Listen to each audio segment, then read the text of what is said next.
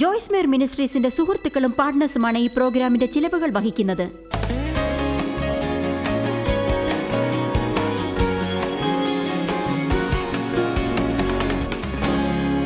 നമ്മൾ ചില കാര്യങ്ങളിൽ നിന്ന് മാറിപ്പോകേണ്ടതായ സന്ദർഭങ്ങളുണ്ടാവും. ചില കാര്യങ്ങളിൽ നിന്ന് കഴിയുന്നത്ര വേഗത്തിൽ നാം ഓടിയകലേണ്ടിയും വരും. എന്നാൽ അത് നമ്മുടെ തീരുമാനമനുസരിച്ചായിരിക്കരുത്, ദൈവം നമ്മോട് പറഞ്ഞതുകൊണ്ടായിരിക്കണം. എന്നാൽ നാം തുടരണം എന്ന് ദൈവം ആഗ്രഹിക്കുന്ന സ്ഥലങ്ങളിൽ നിന്നും നാം ഓടുന്നു, എന്നിട്ട് നമ്മൾ വിട്ടുപോകണം എന്ന് ദൈവം ആഗ്രഹിക്കുന്ന സ്ഥലത്ത് തുടരുന്നു. ആരെങ്കിലും ഒരു ആമേൻ പറയാമോ? ദൈവമേ, ഇനി എൻ്റെ ഭർത്താവിനോട് യോജിച്ചു പോകാൻ എനിക്ക് സാധിക്കുകയില്ല, ഞാൻ ഇവിടെ നിന്ന് പോവുകയാണ്.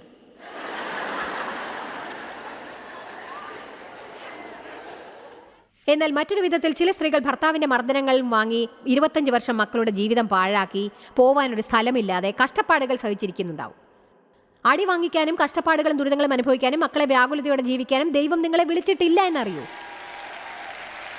അതല്ല ദൈവം നിങ്ങളിൽ നിന്ന് ആഗ്രഹിച്ചത്. നിങ്ങൾ നിവർന്നു നിന്നുകൊണ്ട് കാര്യങ്ങളെ നേരിട്ടുകൊണ്ട് ഇങ്ങനെ പറയണം: ഞാൻ ഇങ്ങനെ ജീവിക്കാൻ തയ്യാറല്ല, ഇങ്ങനെയുള്ള പെരുമാറ്റത്തിന് ഞാൻ വിധേയയാവില്ല, എൻ്റെ മക്കളോട് ഇങ്ങനെ പെരുമാറാൻ ഞാൻ അനുവദിക്കുകയില്ല. നിങ്ങൾക്ക് വിലമതിപ്പില്ലെന്ന് നിങ്ങളോട് മര്യാദകേടായി പെരുമാറാൻ ആരെയും അനുവദിക്കരുത്.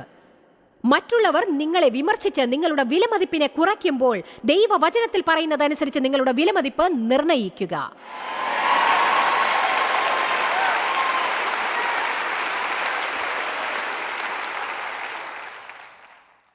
ദേവ് എൻ്റെ കൂടെയുള്ള ജീവിതത്തിൽ നിന്ന് ഓടിപ്പോയില്ലെന്നതിൽ ഞാൻ സന്തോഷിക്കുന്നു. എന്നെ വിശ്വസിക്കൂ, അങ്ങനെയുള്ള പരിതസ്ഥിതിയിൽ നിന്ന് ഞാൻ ഓടിപ്പോകുമായിരുന്നു.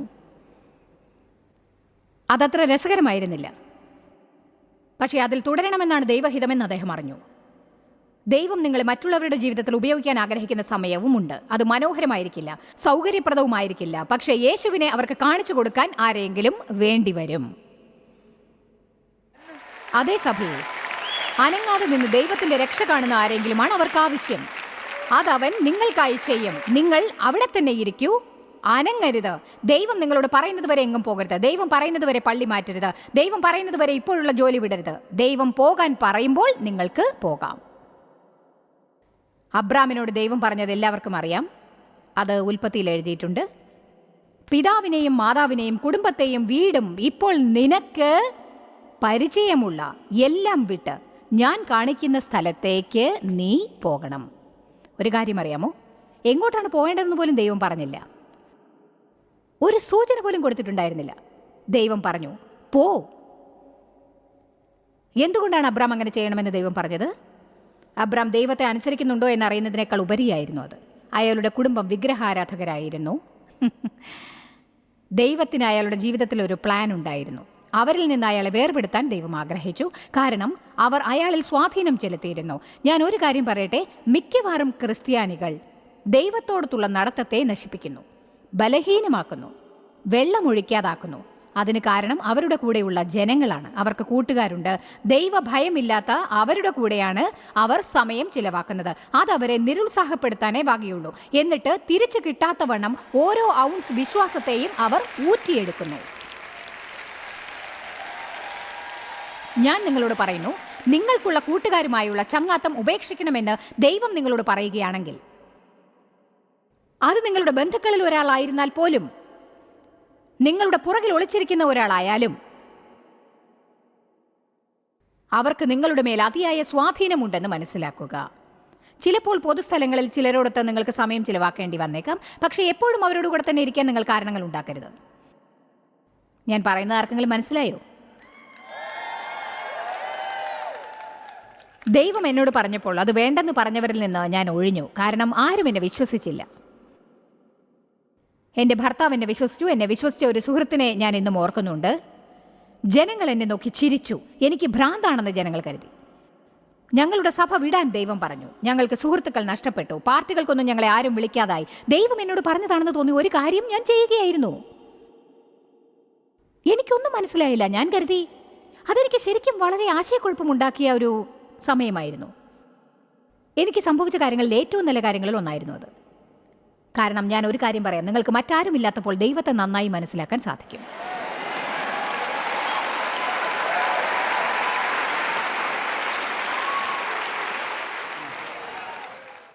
ഇനി സാറായി, ഉൽപ്പത്തി 16:1. സാറായി അബ്രാമിൻ്റെ ഭാര്യ.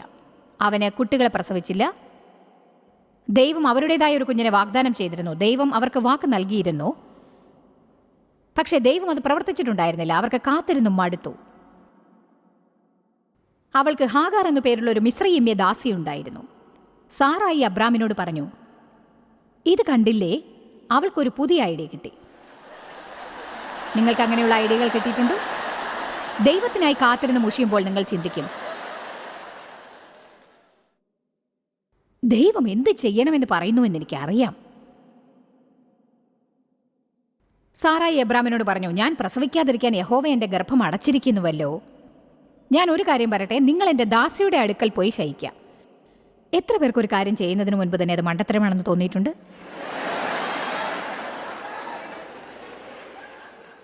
ബുദ്ധിയുള്ളവരാരും തന്നെ അങ്ങനെ ഒരു കാര്യം ചെയ്യില്ല. ജനങ്ങൾ ചെയ്യുന്ന കാര്യങ്ങൾ അത്ഭുതകരമാണ്. ജനങ്ങൾക്ക് എന്തെങ്കിലും അത്യാവശ്യമാണെന്ന് തോന്നുമ്പോൾ അവർ ചെയ്യുന്ന ചില കാര്യങ്ങൾ ശരിക്കും നമ്മെ അതിശയിപ്പിക്കും.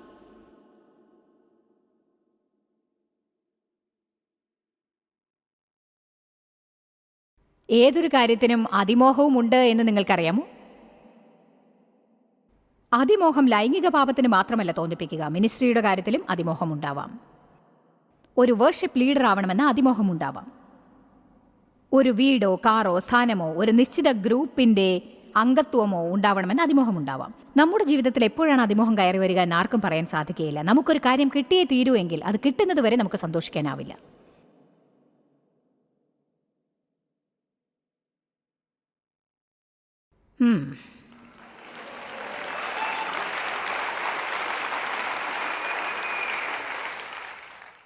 നിങ്ങൾ എൻ്റെ ദാസിയുടെ കൂടെ ചെന്ന് ശയിക്കുക, അപ്പോൾ അവളിലൂടെ എനിക്കൊരു കുഞ്ഞിനെ കിട്ടുമായിരിക്കും. അടുത്തതായി സംഭവിച്ചതാണ് ഭയങ്കര മണ്ടത്തരം. അബ്രാം സാറായി പറഞ്ഞത് അനുസരിച്ച് പ്രവർത്തിച്ചു. അവളേക്കാൾ കൂടുതൽ മണ്ടത്തരം പ്രവർത്തിച്ചത് അബ്രാം ആണെന്നത് വ്യക്തമാണ്. പുരുഷന്മാരെ, വാദിക്കേണ്ട സമയത്ത് ഭയപ്പെടാതെ വാദിക്കുക. ഞാൻ പറഞ്ഞത് കേട്ടോ, ഒരു കാര്യം ചെയ്യില്ലെന്ന് തോന്നിയാൽ ഉറച്ചു നിൽക്കുക. ഭാര്യമാരോട് സ്നേഹത്തോടെ ആദരവോടെ പറയുക. സ്ത്രീകൾക്ക് ഒരല്പം വികാരം കൂടുതലായിരിക്കും, എന്നാൽ പുരുഷന്മാരായി നിങ്ങൾ അവരെക്കാൾ കൂടുതൽ ബുദ്ധിയുള്ളവരാണല്ലോ, അല്ലേ? അങ്ങനെ അബ്രാമിന്റെ ഭാര്യ സാറായി അവളുടെ മിസ്രയീമ്യ ദാസി ഹാഗാറിനെ, ഉൽപ്പത്തി 16 3-ാം വാക്യമാണിത്. അബ്രാം കാനാൻ ദേശത്ത് 10 വർഷം താമസിച്ച ശേഷം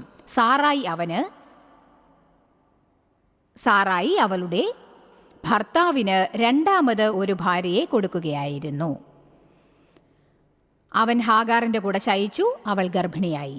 അവൾ താൻ ഗർഭിണിയാണെന്ന് മനസ്സിലാക്കിയപ്പോൾ അവളുടെ കണ്ണിൽ അവളുടെ യജമാനത്തി സാറായി നിന്ദിതയായി തോന്നി. ഞാനിവിടെ എഴുതിയിരിക്കുന്നത് ഇതാണ്, മനോഭാവം. ഉടൻ തന്നെ അവളുടെ മനോഭാവം മാറി. ഞാൻ ഗർഭിണിയായി, നിനക്ക് ഗർഭം ധരിക്കാനായില്ലല്ലോ. അബ്രാം ആരെയാണ് സ്നേഹിക്കുന്നതെന്നറിയാമോ? അപ്പോൾ സാറായി, ഈ കഥ എന്നെ അതിശയിപ്പിക്കുന്നു, അപ്പോൾ സാറായി അവൾ സൃഷ്ടിച്ച പരിതസ്ഥിതി അവൾക്ക് തന്നെ ഇഷ്ടപ്പെട്ടില്ല. അതിനാൽ അവൾ അബ്രാമിന്റെ അടുക്കൽ ചെന്ന് പറഞ്ഞു, എനിക്ക് സംഭവിച്ചിരിക്കുന്ന അന്യായത്തിന് നീയാണ് ഉത്തരവാദി. എനിക്ക് സംഭവിച്ച അന്യായത്തിന് നീയാണ് ഉത്തരവാദി. ഞാൻ എൻ്റെ ദാസിയെ നിനക്ക് വിട്ടുതന്നു, എന്നാൽ താൻ ഗർഭിണിയാണ് എന്ന് അവൾക്ക് മനസ്സിലായപ്പോൾ ഞാൻ അവളുടെ കണ്ണിന് നിന്ദിതയായിരിക്കുന്നു. യഹോവ എനിക്കും നിനക്കും മധ്യേ വിധിക്കട്ടെ. അബ്രാം അതിന് അവൾക്ക് നല്ലൊരു ഉത്തരം കൊടുത്തു. അവൻ പറഞ്ഞു, അബ്രാം സാറായിയോട്, ഇതാ നിന്റെ ദാസി നിന്റെ കയ്യിലിരിക്കുന്നു, നിനക്ക് തോന്നുന്നത് പോലെ അവളോട് ചെയ്യുക. നിനക്ക് എന്ത് തോന്നുന്നുവോ അത് അവളോട് ചെയ്യുക. അവൻ കൈ കഴുകിക്കളഞ്ഞു. അവൻ അതിൽ യാതൊരു പങ്കും വഹിക്കാൻ തയ്യാറായില്ല. സാറായി അവളോട് കഠിനമായി പെരുമാറി അവളെ ഉപദ്രവിച്ചപ്പോൾ ഹാഗാർ അവളിൽ നിന്ന് ഓടി. ഹാഗാർ അവളിൽ നിന്നും ഓടി. എല്ലാവരും പറയൂ, അവൾ ഓടി. പക്ഷേ ദൈവത്തിന്റെ ദൂതൻ ഒരു നീരുറവിന്റെ അടുക്കൽ അവളെ കാണുകയുണ്ടായി. എവിടെ? ജനങ്ങൾ ഓടി ഒടുവിൽ എത്തുന്നത് എവിടെയാണ്?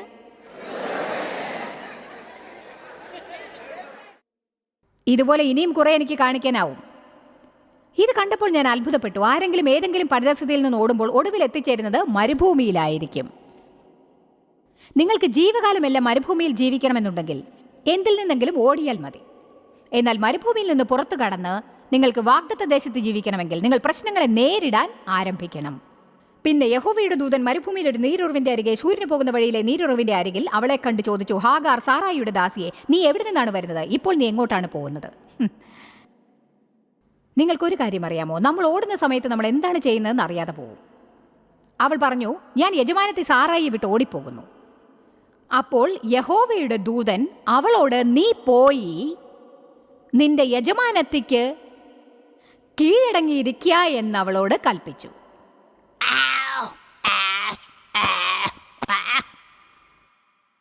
ഓ ദൈവമേ, എന്നോട് ആരും ശരിയായി പെരുമാറാത്ത സ്ഥലങ്ങളിൽ എനിക്ക് ചെയ്യേണ്ടതായി വന്നിട്ടുണ്ട്. വാസ്തവം പറഞ്ഞാൽ എന്നോട് ശരിയായി പെരുമാറാത്ത സ്ഥലങ്ങൾ, എനിക്ക് ശരിയായി ശമ്പളം തരാത്ത സ്ഥലങ്ങൾ, എനിക്ക് ബഹുമാനം തരാത്ത സ്ഥലങ്ങൾ, എന്നെ അനുമോദിക്കാൻ തയ്യാറാവാത്ത സ്ഥലങ്ങൾ, അവിടെ നിന്നെല്ലാം ഓടിപ്പോകണമെന്ന തോന്നൽ എങ്ങനെ നിങ്ങളെ പറഞ്ഞറിയിക്കുമെന്ന് എനിക്കറിയില്ല. അവിടെ നിന്ന് വിടാൻ ഞാൻ ആഗ്രഹിച്ചു. എൻ്റെ സ്വന്തമായ ഒരു മിനിസ്റ്റർ തുടങ്ങാൻ ഞാൻ ആഗ്രഹിച്ചു. എനിക്ക് അത് വിട്ട് ഇത് ചെയ്യണമെന്ന് തോന്നി. എനിക്ക് അവിടെ വിട്ട് ഇതിനായി പ്രവർത്തിക്കാൻ തോന്നി. പക്ഷേ ദൈവം പറഞ്ഞു, നീ ഓടരുത്, അവിടെ നിൽക്ക്, എന്നിട്ട് അധികാരികൾക്ക് അടങ്ങിയിരിക്കാൻ പഠിക്ക്. ഞാൻ ഒരു രഹസ്യം പറയട്ടെ, അധികാരത്തിന് കീഴടങ്ങാൻ പഠിക്കുന്നതുവരെ നിങ്ങൾ അധികാരം ഏറ്റെടുക്കാൻ യോഗ്യരാവില്ല.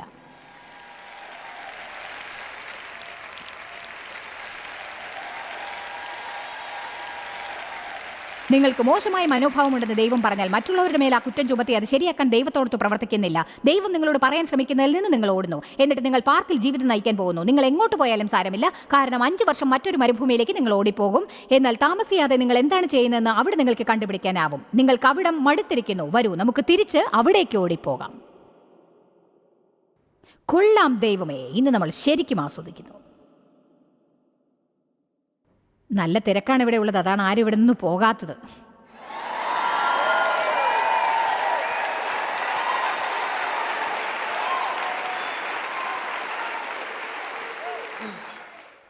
നിന്റെ യജമാനത്തിയുടെ അടുത്തേക്ക് തിരിച്ചുപോയി അവൾക്ക് കീഴടങ്ങി അവിടെ തന്നെ ജീവിക്കൂ.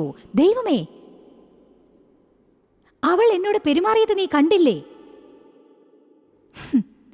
എന്നിട്ടും എന്നോട് അങ്ങോട്ട് തിരിച്ചുപോയി അവളുടെ കൂടെ ജീവിക്കാൻ പറയുന്നോ? ഒന്നിൽ നിന്ന് നിങ്ങൾ ഓടരുത്. ദൈവം പറയുന്നത് വരെ ഓടരുത്. ദൈവം നിങ്ങളോട് പോകാൻ പറയുന്നത് വരെ ഒന്നിൽ നിന്നും ഓടരുത് എന്നാണ് ഞാൻ പറഞ്ഞത്. ആമേൻ. 1 രാജാക്കന്മാർ 19-ാം അധ്യായം. നിങ്ങളിൽ എത്ര പേർക്ക് ഈ സന്ദേശം മനസ്സിലായിരിക്കുന്നു?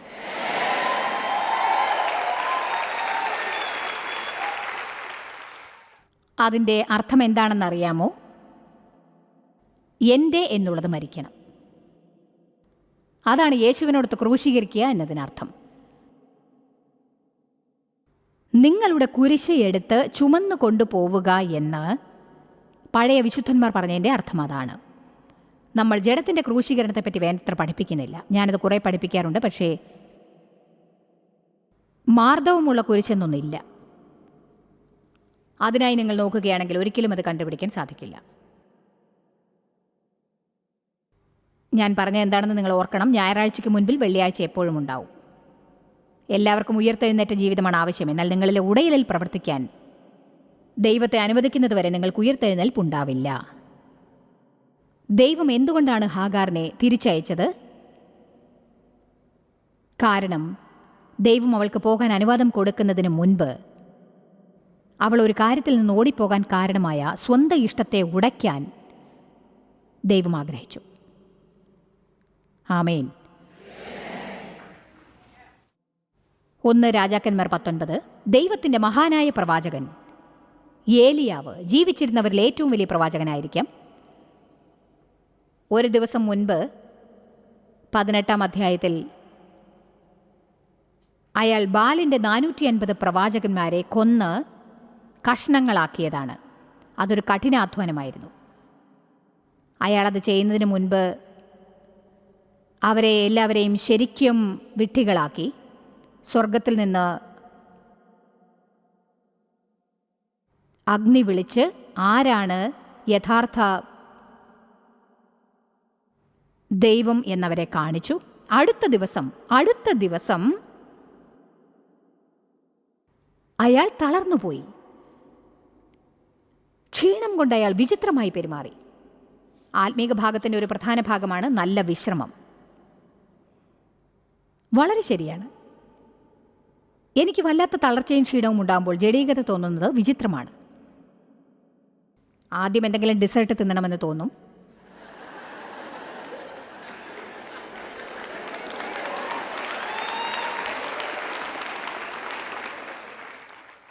എനിക്ക് നെട്ട് സന്ദേശം പ്രസംഗിക്കാനുണ്ട്, അതിനാൽ കളിതമാശയ്ക്ക് സമയമില്ല. 19-ാം അധ്യായം 1-ാം വാക്യം. ഏലിയാവ് ചെയ്തതൊക്കെയും അവൻ സകല പ്രവാചകന്മാരെയും വാൾ കൊണ്ട് കൊന്ന വിവരമൊക്കെയും ആഹാബ് ഈസബേലിനോട് പറഞ്ഞു. ഈസബേൽ ഏലിയാവിന്റെ അടുക്കൽ ഒരു ദൂതനെ അയച്ചു. നാളെ ഈ നേരത്ത് ഞാൻ നിന്റെ ജീവനെ അവരിൽ ഒരുത്തന്റെ ജീവനെ പോലെ ആക്കുന്നില്ല എങ്കിൽ ദേവന്മാർ എന്നോട് തക്കവണവും അധികവും ചെയ്യട്ടെ എന്ന് പറയിച്ചു. അവൻ ഭയപ്പെട്ടു, ജീവരക്ഷയ്ക്കായി അവിടെ നിന്ന് പുറപ്പെട്ടു. അവൻ ഓടി എന്നർത്ഥം. യഹൂദായ്ക്കുൾപ്പെട്ട ബർശേബയിൽ ചെന്ന് ഇസബേലിന്റെ രാജ്യത്ത് നിന്ന് അവിടെ തന്റെ ബാല്യക്കാരനെ താമസിപ്പിച്ചു. താനോ ഒരു ദിവസത്തെ വഴിയാത്ര ചെയ്തു. എങ്ങോട്ട് പോയി? ഇത് നല്ല രസകരമല്ലേ? ദൈവവചനം നമുക്ക് ഇഷ്ടപ്പെട്ടതാണല്ലേ? ഓരോരുത്തർ ഓടുമ്പോഴും ഒടുവിൽ എത്തിച്ചേരുന്നത് ഒരേ സ്ഥലത്താണ്. അങ്ങനെ അവർ മരുഭൂമിയിൽ ചെന്ന് ഒരു ചൂരച്ചെടിയുടെ തണലിലിരുന്ന് മരിപ്പാൻ ആഗ്രഹിച്ചു. പറഞ്ഞു, ഇപ്പോൾ യഹോവേ എൻ്റെ പ്രാണനെ എടുക്കണമേ. നീ ഇങ്ങനെയാണ് എന്നോട് പെരുമാറുന്നതെങ്കിൽ ദൈവമേ, ഇവിടെ തന്നെ മരിക്കാനാണ് ഞാൻ ആഗ്രഹിക്കുന്നത്. 9-ാം വാക്യം. പിന്നീട് അവൻ ഒരു ഗുഹയിലെത്തി അതിനുള്ളിൽ താമസിച്ചു. അപ്പോൾ അവന് ദൈവത്തിൽ നിന്ന് അരുളപ്പാടുണ്ടായി, നീ എന്താണ് ഇവിടെ ചെയ്യുന്നത്? 13-ാം വാക്യം. ഏലിയാവ് ആ ശബ്ദം കേട്ടപ്പോൾ തന്റെ പുതപ്പ് കൊണ്ട് മുഖം മൂടി പുറത്തു വന്ന ഗുഹാമുഖത്ത് നിന്നു. അപ്പോഴതാ വീണ്ടും ഒരു ശബ്ദം കേൾക്കുന്നു, ഏലിയാവേ, ഇവിടെ നിനക്ക് എന്ത് കാര്യം? 15-ാം വാക്യം. യഹോവ അവനോട് അരുളി ചെയ്തു, നീ പുറപ്പെട്ട് ദമ്മേശക്കിന്റെ മരുഭൂമി വഴിയായി മടങ്ങിപ്പോക. നീ അവിടെ എത്തുമ്പോൾ ഹസായേലിനെ ആരാമിന് രാജാവായി അഭിഷേകം ചെയ്യുക, നിംഷിയുടെ മകനായ യേഹൂവിനെ രാജാവായി അഭിഷേകം ചെയ്യുക, സാഫാത്തിന്റെ മകനായ ഏലീശയെ പ്രവാചകനായി അഭിഷേകം ചെയ്യുക. ഇത് നിന്നെ ഒരു പാഠം പഠിപ്പിക്കും എന്ന് കരുതുന്നു. ദൈവം പറഞ്ഞു, നീ തിരിച്ചുപോയി പ്രവാചകനായി നിന്റെ പ്രവൃത്തികൾ തുടരുക. എനിക്കൊരു പുതിയ രാജാവിനെ അഭിഷേകം ചെയ്യുക. നിന്റെ സ്ഥാനത്ത് ഒരു പ്രവാചകനെ അഭിഷേകം ചെയ്യുക. നിന്നെ ഞാൻ ഉപയോഗിക്കുന്നത് അവസാനിക്കുമ്പോൾ അവനെ പരിശീലിപ്പിക്കാൻ തുടങ്ങൂ. നീ ഇവിടെ എന്താണ് ചെയ്യുന്നത്? ഞാൻ പ്രവർത്തിച്ചിരുന്ന പള്ളി വിടാനായി ദൈവം 1 വർഷം എന്നോട് പോരാടിക്കൊണ്ടിരുന്നു, എൻ്റെ സ്വന്തം മിനിസ്ട്രി തുടങ്ങാനും. ഞാനത് ചെയ്താൽ ചില വിമർശനങ്ങൾക്കും ന്യായവിധിക്കും തെറ്റിദ്ധാരണകൾക്കും ഇടയുണ്ടാവും എന്ന് എനിക്ക് നന്നായിട്ട് അറിയാമായിരുന്നു. ഞാനൊരു വിപ്ലവകാരിയായ സ്ത്രീയാണെന്നും തന്നിഷ്ടപ്രകാരം പ്രവർത്തിക്കുന്നവളാണ് എന്നും മറ്റുള്ളവർ കരുതുന്നത് എനിക്കിഷ്ടമല്ലായിരുന്നു. പക്ഷേ ദൈവം എന്നോട് പറയാവുന്ന എല്ലാ വഴികളിലൂടെയും സമീപിച്ചുകൊണ്ടേയിരുന്നു. ദൈവം പറയുന്നതിനുള്ള പല തെളിവുകളും എനിക്ക് കിട്ടിയിട്ടുണ്ടായിരുന്നു. ഞാൻ ഈ മിനിസ്ട്രി തെക്ക് വടക്ക് കിഴക്ക് പടിഞ്ഞാറ് ഇവിടങ്ങളിലേക്കെല്ലാം കൊണ്ടുപോകണമെന്ന് അവൻ പറഞ്ഞു. എന്നാൽ ഞാൻ അവിടെ അതേ സ്ഥലത്ത് ഒട്ടും ഇളകാതെ ഇരുന്നു കൊണ്ടിരുന്നു. ഒരു രാത്രി ഞാൻ പള്ളിയിലിരിക്കുകയായിരുന്നു. അതായത് ഈ സുന്ദരിയായ സ്ത്രീ എൻ്റെ മുന്നിൽ ഇന്നിരിക്കുന്ന അതേ സ്ഥലത്തായിരുന്നു ഞാനിരുന്നത്. ദൈവം എനിക്കിത് തോന്നിപ്പിച്ചുകൊണ്ടിരുന്നപ്പോൾ സർവീസ് തുടങ്ങിക്കഴിഞ്ഞിരുന്നു.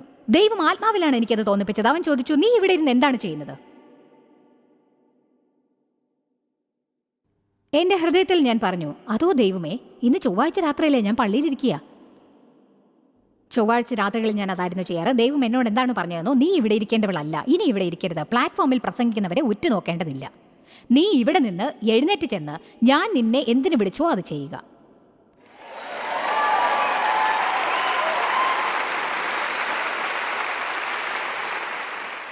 ആ പാസ്റ്ററുമായി എനിക്കിപ്പോഴും വളരെ നല്ല ബന്ധമുണ്ട്. ഞാൻ അദ്ദേഹത്തെ വളരെയധികം സ്നേഹിക്കുന്നു, പ്രശംസിക്കുന്നു, അദ്ദേഹത്തിൻ്റെ ഭാര്യയെയും എനിക്ക് തന്ന അവസരത്തെയും. എന്നാൽ എൻ്റെ ജീവിതത്തിലെ വിളി വ്യത്യസ്തമായിരുന്നു. ദൈവം എനിക്ക് ലോകമെങ്ങും സുവിശേഷം അറിയിക്കാൻ ഒരു അവസരം തരികയായിരുന്നു. ദൈവത്തെ സംബന്ധിച്ച് ഞാൻ അവിടെ അതേ സ്ഥലത്ത് തന്നെ തുടർന്നുകൊണ്ടിരിക്കുകയായിരുന്നു. അത് എനിക്കൊരു മരുഭൂമിയായി മാറി. ശരിക്കും അതൊരു മരുഭൂമിയല്ല, അതൊരു വലിയ പള്ളിയായിരുന്നു. പക്ഷേ എനിക്ക് ദൈവം ഞാൻ അവിടെ ഇനി തുടരുന്നത് ആഗ്രഹിച്ചിരുന്നില്ല. ഞാൻ അവിടെ വിടാൻ ആഗ്രഹിച്ച ഒരു സമയമുണ്ടായിരുന്നു. അന്ന് ദൈവം എന്നെ അനുവദിച്ചില്ല. എന്നാൽ എന്നോട് അവിടെ വിടാൻ ദൈവം പറഞ്ഞ ഒരു സമയം വന്നു. അപ്പോൾ എനിക്കത് സമ്മതമല്ലായിരുന്നു. ഞാൻ പറയുന്ന ആർക്കെങ്കിലും മനസ്സിലായോ? നമ്മളൊരു കാര്യം ചെയ്യാൻ ആഗ്രഹിക്കുമ്പോൾ എന്തുകൊണ്ടാണത് ചെയ്യാൻ ദൈവം അനുവദിക്കാത്തത്? ദൈവമേ, എനിക്ക് തോന്നുമ്പോൾ പോവാനും അല്ലാത്തപ്പോൾ ഇരിക്കാനും എന്തുകൊണ്ട് പറ്റുന്നില്ല? ഓഹോ, ദൈവം എപ്പോഴും നമ്മുടെ കാര്യത്തിൽ തലയിട്ട് അവന്റെ വഴിയിലൂടെ നമ്മോട് പ്രവർത്തിക്കാൻ പറയും. പക്ഷേ ദൈവവഴി അവസാനം നല്ല ഫലം ഉൽപ്പാദിപ്പിക്കുമല്ലേ? ശരി, നമുക്ക് യോനയുടെ പുസ്തകത്തിലേക്ക് പോകാൻ സമയമില്ല. പക്ഷേ ഒരു കാര്യം ഞാൻ പറയാം. ശരി, നമുക്കിത് നോക്കാം. സ്ക്രീനിൽ കാണിക്കാമോ? യോന 1.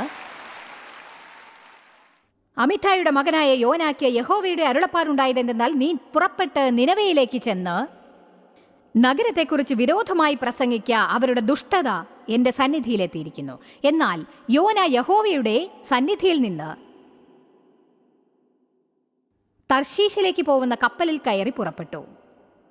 നമ്മൾ മാപ്പിൽ നോക്കുകയാണെങ്കിൽ തർശീഷ് നിനവയിൽ നിന്ന് നേരെ എതിരായ ദിശയിലാണുള്ളത്. ദൈവം പറഞ്ഞു നിനവയിലേക്ക് പോകാം. യോന പറഞ്ഞു, ഞാൻ ഇങ്ങോട്ട് പോകും. എനിക്ക് നിനവക്കാരോട് പ്രസംഗിക്കാൻ ഇഷ്ടമല്ല, എനിക്ക് അവരെ ഒട്ടും ഇഷ്ടമല്ല, അവർക്ക് സുവിശേഷം ആവശ്യമാണെന്ന് എനിക്ക് തോന്നുന്നില്ല, ഞാൻ അങ്ങോട്ട് പോവില്ല. അങ്ങനെ അയാൾ കപ്പലിൽ കയറി. അയാൾ കപ്പലിൽ അധിക ദൂരം സഞ്ചരിച്ചിട്ടുണ്ടാവില്ല. അപ്പോൾ സമുദ്രത്തിൽ അതാ ഒരു വലിയ കൊടുങ്കാറ്റ് ആഞ്ഞടിക്കാൻ തുടങ്ങി. അവർ കപ്പലിൽ നിന്ന് ഓരോ സാധനങ്ങൾ വലിച്ചെറിഞ്ഞു. എല്ലാവരും മരിച്ചു പോകുമോ എന്ന് ഭയപ്പെട്ടു. താമസിയാതെ അതിലിരുന്നവർ ചോദിച്ചു തുടങ്ങി, ഈ കപ്പലിൽ ആരോ ഒരാൾ വലിയൊരു പാപം ചെയ്തിരിക്കുന്നു. ആരാണത്? അവർ ചീട്ടിട്ട് പരിശോധിച്ചു. ഇത് പകിട ഉരുട്ടുന്നതിന് തുല്യമാണ്. ചീട്ട് യോനയുടെ പേർക്ക് വീണു. അവർ പറഞ്ഞു, നീയാണോ? നീ കപ്പലിലുണ്ടാവരുത്. അവർ അയാളെ കടലിലിട്ടു. പെട്ടെന്ന് തന്നെ കൊടുങ്കാറ്റ് അടങ്ങിപ്പോയി. ഇതിലൊരു മുഴുവൻ ഉപദേശവും അടങ്ങിയിട്ടുണ്ട്. ഇനി മുന്നോട്ട് പോകുന്നില്ല. പക്ഷേ ഞാൻ ഒന്ന് പറയട്ടെ, ഓരോ സ്റ്റോപ്പിലും ഓരോരുത്തർ ബസ്സിൽ നിന്ന് ഇറങ്ങേണ്ടതായി വരും.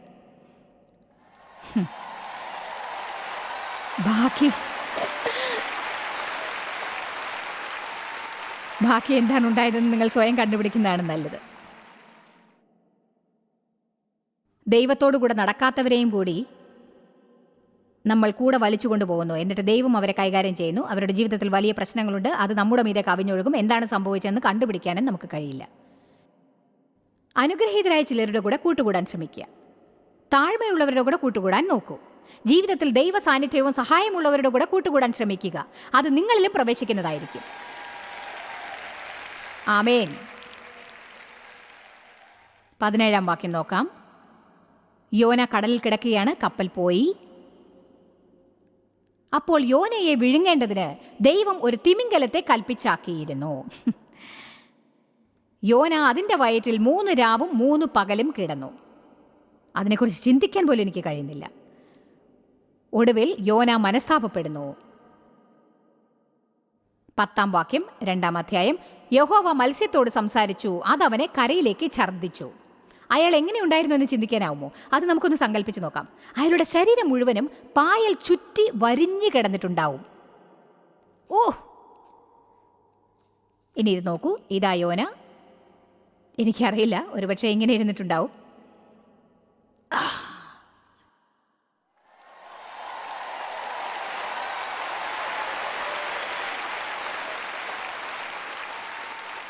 ഇനി ഇത് നോക്കൂ.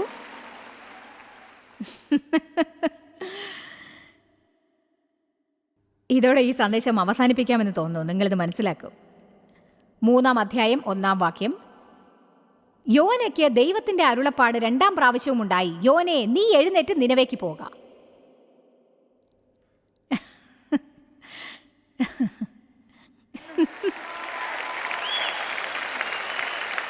ദൈവം മനസ്സ് മാറ്റിയില്ല. നിങ്ങളോട് ചെയ്യാൻ അവൻ പറഞ്ഞത് മാറ്റാൻ അവൻ ഒരിക്കലും തയ്യാറാവില്ല. നിങ്ങൾക്ക് മരുഭൂമിയിലേക്ക് 40 വർഷം 10 ദിവസം 2 ആഴ്ച 6 മാസം എന്നിങ്ങനെ പോകാം. നിങ്ങൾക്ക് മരുഭൂമിയിൽ ചൂരച്ചെടിയുടെ കീഴിലിരുന്ന് മരിച്ചാൽ മതിയായിരുന്നു എന്ന് ദൈവത്തോട് പറയാം.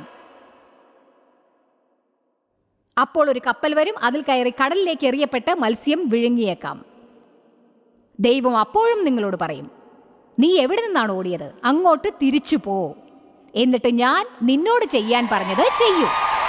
ആരെങ്കിലും ദൈവത്തിനൊരു സ്തോത്രം പറയൂ. ഇനി ഓടരുത്. നമ്മൾ ദൈവത്തിൽ അഭിഷിക്തരാണ്. ഒന്നിനെക്കുറിച്ചും ഭയപ്പെടരുതെന്ന് ഞാൻ നിങ്ങളെ ഓർമ്മിപ്പിക്കാൻ ആഗ്രഹിക്കുന്നു. നിങ്ങൾക്ക് ഭയം തോന്നാം, പക്ഷേ ഭയപ്പെടേണ്ട ആവശ്യമില്ല. ഇവ രണ്ടും 2 കാര്യങ്ങളാണ്. നിങ്ങൾ ധൈര്യമുള്ളവരും ശക്തരുമായിരിക്കണം. നമ്മുടെ നേരെ വരുന്ന എന്തിനേയും നമുക്ക് നേരിടാനാവും. കാരണം ദൈവം നമുക്ക് സഹിക്കാവുന്നതിലും ഉപരി ഒരിക്കലും നമുക്ക് വരുത്തുകയില്ല എന്ന് വാക്ക് തന്നിട്ടുണ്ട്. ജോയ്സ് മേയറുടെ ശുശ്രൂഷാ കേന്ദ്രത്തിൽ നിങ്ങൾ അറിഞ്ഞതിനേക്കാൾ നിങ്ങൾ ഞങ്ങൾക്ക് വളരെ പ്രിയപ്പെട്ടവരാണ്. ലോകം മുഴുവൻ ഈ ശുശ്രൂഷാ കേന്ദ്രത്തെ നടത്താൻ സഹായിച്ചതിൽ എല്ലാവർക്കും വളരെ നന്ദി. നമ്മൾ ഒരുമിച്ച് വിശക്കുന്നവർക്ക് ആഹാരം കൊടുക്കുന്നു, പാവപ്പെട്ടവർക്ക് വസ്ത്രങ്ങൾ കൊടുക്കുന്നു, എല്ലാ ദേശത്തേക്കും സന്ദേശങ്ങൾ അറിയിക്കുന്നു. ഞങ്ങൾ നിങ്ങളോട് അപേക്ഷിക്കുകയാണ്, ഞങ്ങളോട് ബന്ധപ്പെടുക joycemeyer.org. നിങ്ങളുടെ പ്രാർത്ഥനകളും അപേക്ഷകളും പകർന്നുകൊള്ളാൻ, അതിനെപ്പറ്റി കൂടുതൽ അറിയുവാൻ, ജോയ്സിന്റെ പൊതുയോഗ വിവരപ്പട്ടിക ലോകം മുഴുവൻ ക്രിസ്തുവിന്റെ സ്നേഹം പകരാൻ ഞങ്ങളോട് പങ്കുചേരുക. ജോയ്സ് മേയർ മിനിസ്ട്രീസിന്റെ സുഹൃത്തുക്കളും പാർട്ട്നേഴ്സുമാണ് ഈ പ്രോഗ്രാമിന്റെ ചിലവുകൾ വഹിക്കുന്നത്.